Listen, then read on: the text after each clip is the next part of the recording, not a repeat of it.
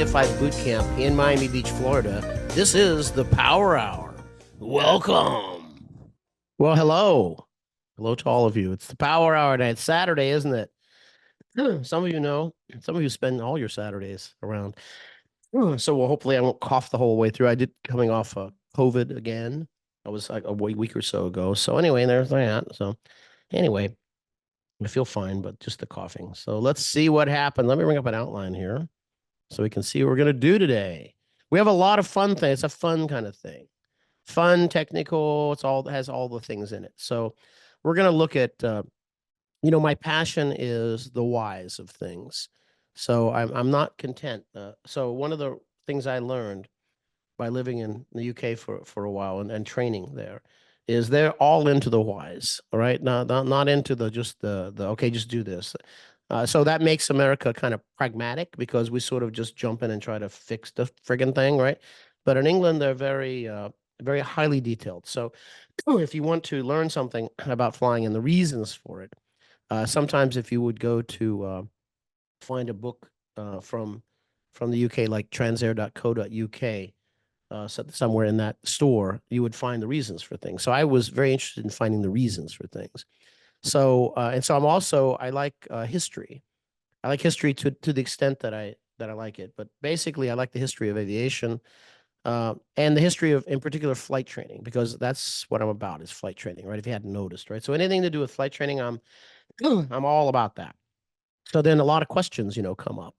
So then the questions are things like, why are we one of the few countries in the world that, have these crazy maneuvers like steep spirals, chandels, lazy eights on pylons? You go in the UK, if you go to or Europe and you go to do flight training, you're not going to do these. And if you're in the US military and you come out and you get a commercial certificate or ATP based upon your military experience, and then you want to be a CFI, one of the things I have to do is show you how to do those because you've never done those before. They're not part of any real curriculum. So just ours, FAA system. So any place that uses the FAA system, like I think Dominican Republic uses FAA system, they'll do them there, or any place that aligns itself with the US system. If you don't know, there are basically two training systems that exist, and that's the FAA system and the UK system. Everybody just basically copies all that. So the reason for that is because, for example, take the island of Trinidad or Tobago, right? A very small, okay, decent sized island, but kind of small.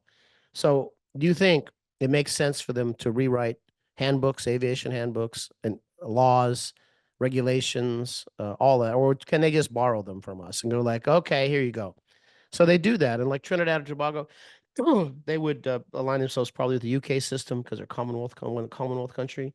And so then what would happen is if there's certification flights that have to be done or testing, the UK people would actually be contracted to come over. The CAA, they'd pay them to come over to administer tests, or you'd go to the UK or something. So you're going to find one of those two training systems in use around the world, right? Why reinvent the wheel, basically? Australia uses an equivalent of the UK system. So it depends. So that's something. But just the point of that is, what is the point of that? The point of that is that these maneuvers have been around for a long time, and their histories and the way in which they're being taught now sometimes don't really reflect how they were originally designed or what they were designed for, if anything. So some of them, so what I did was, so in my history quest, right? So I have gathered most of the training handbooks from the current airplane flying handbook, from current, which is this model, which you'll see which is the airplane flying handbook, all the way back to as early as 1965. That's my favorite one, by the way. Even more favorite than the one I have today, except for there's a few errors in it, which I'd love to fix, but I can't go back to 1965 and fix them. I was only 5 years old then, so I don't think I could have fixed it. But but anyway, there you go. So my goal here is, I've done a couple things on this outline for you, which I think it might be good for you. Is I did take these handbooks, and they're listed here. You can see there's 1, 2, 3, 5 of them here. We're going to do a similar thing with the FOI too. But anyway, this one, I did take these, and I took the PDFs, which I have, and I stripped out all of the stuff that wasn't steep turn chandels and lazy eights and put it as part of this outline. So it's about 38 pages. So you have it as just reference. And then if you really want the whole book, you can go find it here, right? Don't bug me with that. I'm not going to send it to you. Send me a link. I'm not going to. Just going to tell you that's not happening. So the same thing if you ever take our CFI class, I'm happy to ask all the questions you want, answer them in the class. But if you call me after the class and ask me an FAR question, I will come to the phone and kill you, right? So you don't get no, you don't get to do that. So anyway, you'll find these pretty, but it's knowing the reference number is the most important thing, right? I probably should have put links in there, shouldn't I? It would have been smarter, but I was in a hurry. Okay, so cut me some slack. I'm sick, and I was in a hurry. Yeah, I want to find what I on a quest to do. Lee says, I wonder if there's a PDF of some of these older books. Yes, I have the PDFs of a lot of them. That's where they are. But if anybody else finds other ones that are like this one right here, 1980 version, there's a previous version of that floating out there somewhere. This is the updated 80 version because it said updated, revised 1980s, obviously. But when you're messing around, I only have a certain amount of time. I got to work, right? I have a job, so I have to work. And so when I work, and sometimes it's happy hour, there's that too, right? So those two things get in the way, work and happy hour. So anyway, so sometimes I run out of time. Yeah, run out of time. So if you want to help with that, that's fine. And just put it like an email to me, Mike@cfibootcamp.com, or show up next week. And it doesn't have to be it's not an urgent thing. Just put it in the chat, and then we'll download all that. We'll get all that stuff. So if you have copies of that or that, but these are the ones that I use. These are the ones that I found that I've been using for kind of a long time. So I'm familiar with these and what's in there. So that's what I wanted to do. Like I say, we're going to do a similar thing for the fundamentals of instructing, because I have one of the earliest versions of that, which was from the 70s, and that was the pictures are really funny. As they're like some things are age appropriate, as it was like a time period appropriate. People with smoking pipes, what hats and all this. So I have a hat, but that different kind of hat, right? And then these cars, they show these big wings on the back, I'm like, whoa, like old Cadillacs. I'm like, geez.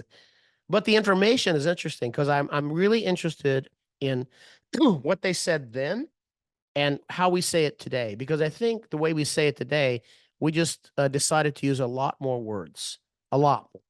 And we decided to say, oh, we got to have a whole illustration department to create like 50 illustrations. And then we'll talk about each one of those 50 illustrations, whether it was necessary to get the point across or not. Right. I think in good intentions, I think. But I think if you look at some of the previous stuff, in particular, the 1965 handbook, and you will find that they presented things in such a way that it wasn't difficult to follow. And there's actually a very good it's a graph of the explaining Vx and Vy very, very clearly. And if you look at our text today, it's like, I can't make sense of it. Like, what does this mean? If you look at the PHAC, it's like it's got all these things, and there's like 15 different images, and then there's all talk about it. Then the detail is not there. You go like, well, okay, that kind of helpful, but not really. Right. I know what it is, but I still don't know how to describe it. But if I look at this 1965 version, I know it in 10 seconds, 15 seconds, 20 seconds. I can see it. So my goal then was to say, let's take some of these older handbooks and take what's good out of them and just make another one. And that's the one I'm going to use with my student.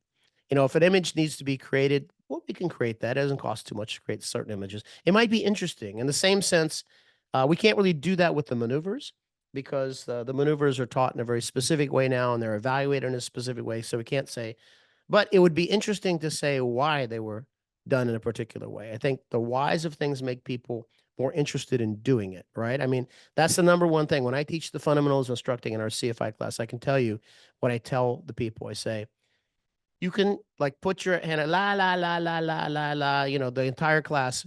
But if you only hear one thing, that's the most important thing ever in the fundamentals of instructing. It's called motivation. If you don't have a motivation to learn something, you don't have a purpose for it, it's entirely irrelevant the next words that come out of my mouth to you.